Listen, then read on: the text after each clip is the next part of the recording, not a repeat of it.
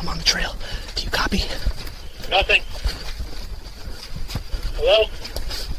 Who's out here? Oh my God.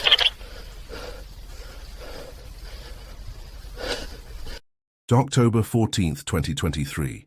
Timestamp shows 4:47 p.m. This is Ranger Marcus Dunhill, badge number 4421, assigned to the Quinault District of Olympic National Forest, Washington State. I'm activating my Bodycam as per standard operating procedure before exiting my vehicle to investigate an abandoned sedan, reported by a maintenance crew earlier this afternoon. The vehicle is parked at the trailhead for the North Fork Quinault Trail, about 32 miles from the nearest paved road. It's a grey Honda. Accord Washington plates, and dispatch already ran them. Registered to a Sarah Chen, age 34, Seattle address. No permits on file for overnight camping, no check-in at any ranger station. The maintenance guy said the car's been here at least 3 days based on the pine needles accumulated on the hood. I'm stepping out now. Temperature's dropping fast, maybe 42 degrees, and there's that mist rolling in from the valley that always makes this section of the forest feel like it's holding its breath. I approach the vehicle and cup my hands against the driver's side window. There's a backpack on the passenger seat, a water bottle in the cup holder, and what looks like a map spread across the dashboard. The doors are locked. I radio dispatch. Quinault Base, this is Dunhill, over. The response crackles through after a few seconds. Go ahead, Dunhill. I've got eyes on the vehicle at North Fork Trailhead. No sign of the registered owner. Personal effects visible inside. Requesting authorization to check the immediate trail area before we escalate to search and rescue protocol. Dispatch responds with approval and reminds me sunset is at 6:12, and I should be back at my truck no later than 5:45 if I'm going in alone. I copy that and clip my radio back to my chest. I've been a ranger in this forest for 11 years. I've handled lost hikers, bear encounters, a few bodies pulled from rivers. You develop instincts after a while. And right now, standing at this trailhead with the mist curling between the ancient Sitka spruces, something feels off. It's too quiet, even for October. No birdsong, no rustle of small animals in the underbrush, just the drip of moisture from the canopy and my own breathing. I start down the trail, my boots squelching in the mud. The North Fork Trail runs about 16 miles into some of the most remote wilderness in the lower 48. Old-growth forest, some trees over 1,000 years old, trunks so wide you couldn't wrap your arms around them if you tried. The undergrowth is dense with ferns and moss that covers everything like a second skin. After about 10 minutes of hiking, I find the first sign. A single hiking boot, women's size, lying in the middle of the trail. Just the one. I photograph it with my phone and mark the GPS coordinates. Another 100 yards and I find her jacket. A North Face shell, bright red, crumpled against the base of a cedar like she'd just dropped it and walked away. I try the radio again. Quinault Base, Dunhill here. I found personal effects on the trail. One boot, one jacket, continuing north to assess. The response comes back garbled, heavy static. I catch maybe every third word. Something about, wait for, backup, can't, signal. I tap the radio twice. Base, you're breaking up. Please repeat. Nothing but static now. That's unusual. We upgraded the repeater system last spring specifically to cover this area. I check my cell phone. No service, but that's expected out. Here I look at the time. 5:08 p.m. I should turn back. Protocol says I should turn back. But there's a trail now, not just a trail of belongings, but actual footprints in the mud heading deeper into the forest. Barefoot prints. She took off her other boots somewhere and kept walking barefoot into the wilderness. Why would anyone do that? I keep going. The light is fading faster than it should. The canopy so thick here that twilight comes early. I switch on my flashlight. The beam catches. Something ahead on the trail, maybe 60 yards out. A shape, a figure, standing completely still in the center of the path. I call out, "Hello? Miss Chen? U.S. Forest Service. Are you injured?" No response. The figure doesn't move. I take a few steps closer, keeping my light trained on it. "Ma'am, I need you to respond if you can hear me. Are you Sarah Chen?" My light flickers, just for a second. When it steadies again, the figure is gone. Not moved, not retreated into the trees. Just gone, like it was never there. I stop walking. My heart is doing something uncomfortable in my chest. I sweep the beam left, right into the tree line. Nothing. Just moss-covered trunks and endless ferns and that absolute silence that feels like pressure against my eardrums. My radio crackles suddenly, loud enough to make me flinch. A voice, but not dispatch. A woman's voice, faint, like she's speaking from very far away. Help me find my way back. Then static. Then nothing. I key the radio. Hello? Who is this? Please identify yourself and your location. The forest doesn't answer. I check my watch. 5:23 p.m. I've gone maybe a mile and a half from the trailhead, deeper than I should have without backup. And the smart thing, the trained thing, is to mark this location and return at first light with a full search team. But there's something in that woman's voice on the radio, something that didn't sound like a lost hiker asking for help. It sounded like a recording, like words spoken a long time ago, echoing through channels they shouldn't be able to reach. I turn back toward the trailhead, walking faster now. The mist has thickened to the point where my flashlight beam only penetrates about 20 feet before dissolving into grey.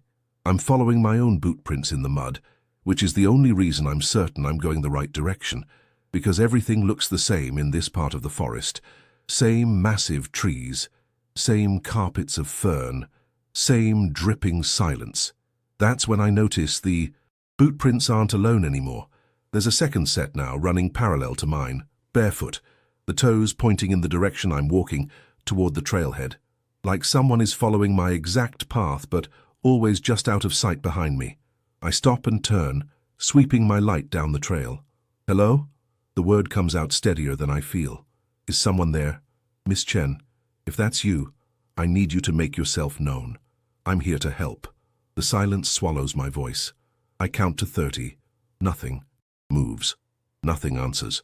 I resume walking faster now, and I don't turn around again, even though I can hear it now, soft and rhythmic, the sound of bare feet slapping against wet earth somewhere behind me in the mist. I radio dispatch, knowing it probably won't connect, but needing to try. Quinault Base, this is Dunhill, requesting immediate backup at North Fork Trailhead. I have a possible 10 to 57, missing person may be in the area, requesting backup, over. Static. Then, buried in the white noise, that voice again.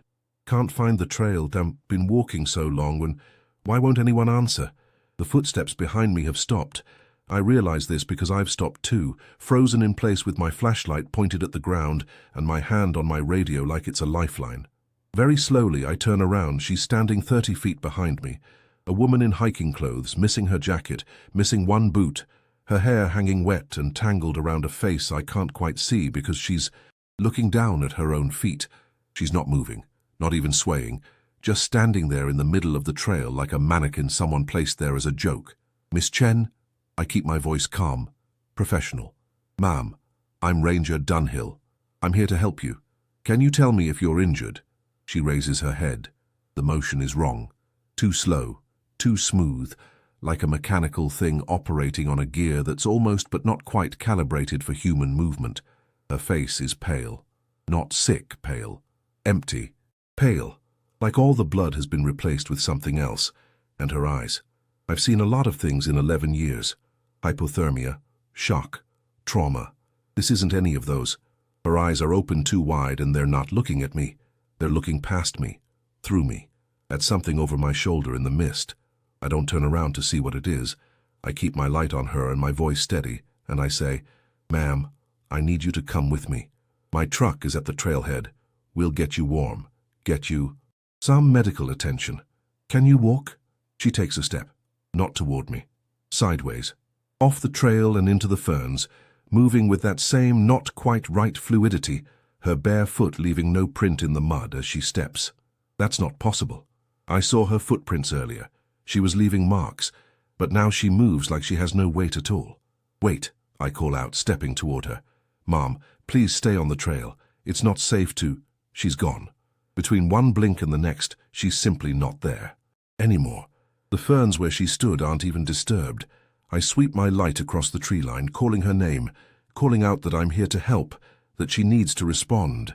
The forest gives me nothing but silence and the drip of water, and somewhere far away, the sound of something large moving through the underbrush. Not toward me, away from me, moving fast. I make it back to my truck at 5:51 p.m.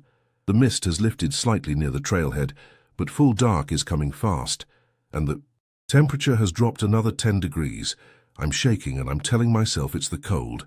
I radio dispatch the moment I'm in the cab with the heater running. Quinault Base, Dunhill here, how copy? The response is clear this time. No static. Dunhill, we've been trying to reach you for the past 40 minutes. What's your status? I hesitate. How do I report what I just saw? I settle for the facts I can verify. I located personal effects belonging to the missing hiker. One boot, one jacket. Approximately 1 mile up the trail, I observed an individual matching the description of Sarah Chen, but was unable to make contact. She left the trail before I could reach her, requesting search and rescue deployment at first light. There's a pause on the other end. Copy that, Dunhill. We'll have a team at your location by 0600. You're authorized to return to station. You okay? That last part isn't standard. Dave Keller is on dispatch tonight. He's been doing this as long as I have. He knows. Something in my voice isn't right. Yeah, I say. Yeah, I'm good. Long day. I'll file my report in the morning. I end the call and sit in my truck with the engine running, watching my Bodycam footage on the small screen clipped to my vest. The timestamp shows me walking down the trail, shows me finding the boot, the jacket, shows me calling out into the mist. And then it shows something that makes me stop breathing for a moment. At 5:19 p.m., when I turned around after hearing the footsteps, the camera captured about 4 seconds of footage that I don't remember happening. In the frame, standing about 15 feet behind me, is not a woman. It's too tall. Its proportions are wrong. And it's not standing on the trail. It's standing between 2 trees, partially obscured by a fern, and it appears to be watching me. The image is blurry, degraded by low light and mist, but I can make out what might be arms, too long, hanging past where knees should be, what might be a head, tilted at an angle that would break a human neck, and something else, something around its feet, small shapes huddled. I can't tell what they are. The footage continues. The figure doesn't move, and then there's a flash of static, just a frame, and when the image returns, it's gone. Just trees and ferns and empty trail. I didn't see this. I was there, and I didn't see this. My camera did, but I didn't. I drive back to the ranger station with my high beams on and my doors locked, and I tell myself, there's a rational explanation, a trick of light, a glitch in the camera, pareidolia, the human brain finding patterns where none exist. I tell myself all of this, and I don't believe a word of it. At the station, I download the footage to my computer. I zoom in on that frame, the one with the figure between the trees, and now I can see what's at its feet. 3 shapes, human-sized, curled into fetal positions, not moving. I count them again. 3. Sarah Chen is one missing hiker. Who are the other 2? I check the database of missing persons in Olympic National Forest. There are currently 7 open cases in the Quinault District alone. 7 people who walked into these woods over the past 18 months and never came out. Most are presumed dead from exposure or accident, bodies never recovered. But now I'm looking at that frame, at those 3 shapes huddled at the feet of something that shouldn't exist, and I'm wondering if presumed dead is optimistic. My phone rings. It's an unknown number, I answer. Hello? Static. Then that voice again, the woman's voice from the radio. I found what lives in the green. It showed me where the others went. Don't come back to the trail, Ranger. Don't let it show you, too. The line goes dead. I try to call the number back. It doesn't exist. I sit at my desk in the empty ranger station with the fluorescent lights buzzing overhead, and I watch that 4 seconds of footage on loop until my eyes burn. The figure never moves. The shapes at its feet never move. But every time I replay it, I could swear the head tilts a little more in my direction, like it's learning, like it's remembering my face. The search began at 6 a.m. the next morning. 12 rangers, 4 K9 units, a helicopter with thermal imaging. We covered every inch of the North Fork Trail and a 2-mile radius on either side. We found the boot where I'd marked it. The jacket. Nothing else. No trace of Sarah Chen. No trace of the 3 huddled shapes I saw in Seoul. My footage. No sign that anything unusual had ever happened in that section of forest. The search was called off after 72 hours. Sarah Chen was added to the list of missing persons presumed dead in Olympic National Forest. I submitted my Bodycam footage as part of the case file. The footage was reviewed by my supervisor, then by someone from the regional office whose name I wasn't given, then by 2 men in suits who arrived by helicopter 4 days later and asked me to describe exactly what I saw on that trail. I told them everything. They watched the footage. They asked me if I'd made a copy. I lied and said no. They thanked me for my cooperation and told me the footage had been corrupted during transfer and could not be included in the official report. They told me that what I saw was likely a combination of mist, low light, and stress-induced misperception. They told me to take some time off. I took a week. During that week, I drove to Seattle. I found the address listed on Sarah Chen's vehicle registration. I sat outside her apartment building for 3 hours, working up the courage to knock on her door and talk to whoever might still be waiting for her to come home. I never did. But while I was sitting there, a woman walked out of the building. Red jacket, one hiking boot on her left foot, barefoot on her right, hair wet and tangled.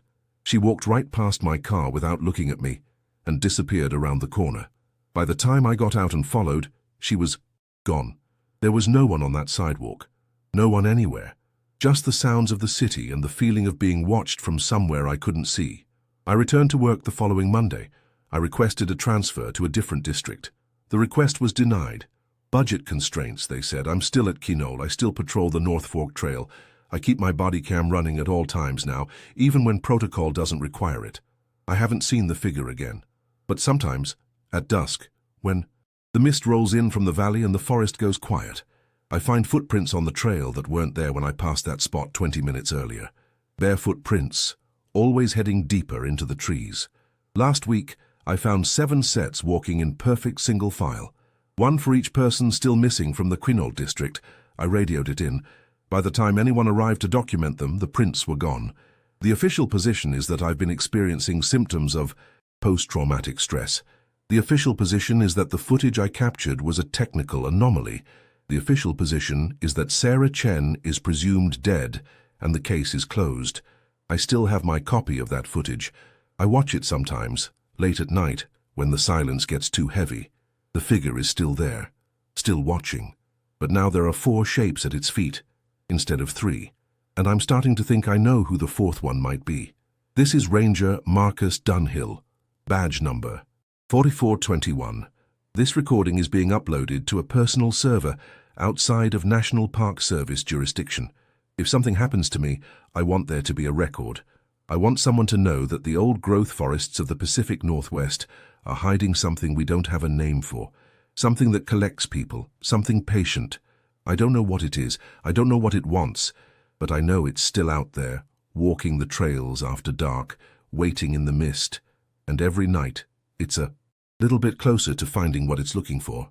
Maybe it already has.